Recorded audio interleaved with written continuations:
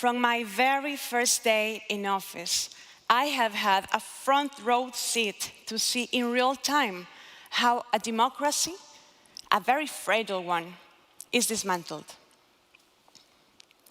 The pandemic provided the government with a playbook, how a crisis could be used for control. They learned that a deadly threat is the perfect excuse for citizens to surrender their freedoms willingly. They also learned that emergency procurement rules are an excellent vehicle for moving public money into private hands.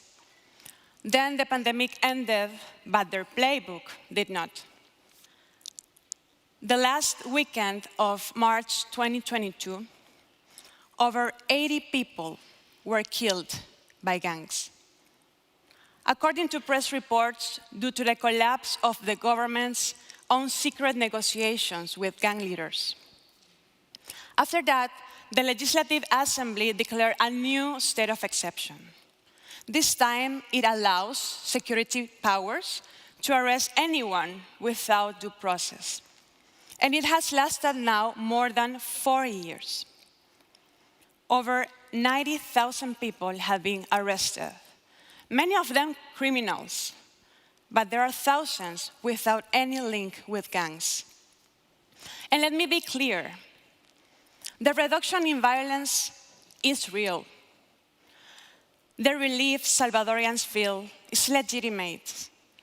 No one who had lived through decades of gang terror can take this lightly. But Salvadorians did not trade one fear just to live under another.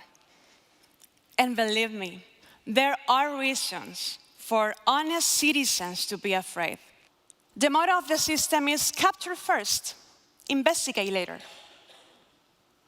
Innocent citizens have nowhere to turn for justice because the ruling party has used its supermajority to replace the Attorney General, the Constitutional Chamber, 1/3 of the country's judges for obedient people. They also rewrote electoral laws so they can maintain their control. And they changed illegally the Constitution so they can rewrite it at will. Naturally, all this leads to serious looting and impunity. For example, the Sikot mega prison, the centerpiece of the government's security brand. It was built in record time, but with no competitive bidding. The information regarding its public contracts remains classified for 7 years.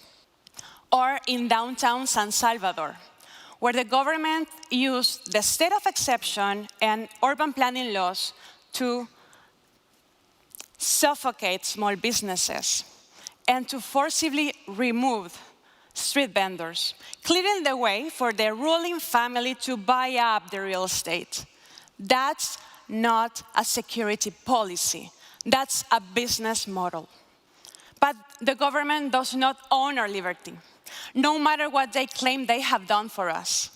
And popularity is not legitimacy. And this is not only about El Salvador. Right now, governments and politicians around the world see my country as a model. The lesson they are drawing is if you deliver in one thing people really need, you can get away with everything else. My constituents, they knew the odds, and yet they choose to re-elect me because they believe their voices matters. It is the proof that the desire of a better El Salvador, it's alive and it's growing. So we're building something new. We're moving forward, a vision of a country that earns their citizens' trust instead of demanding their silence.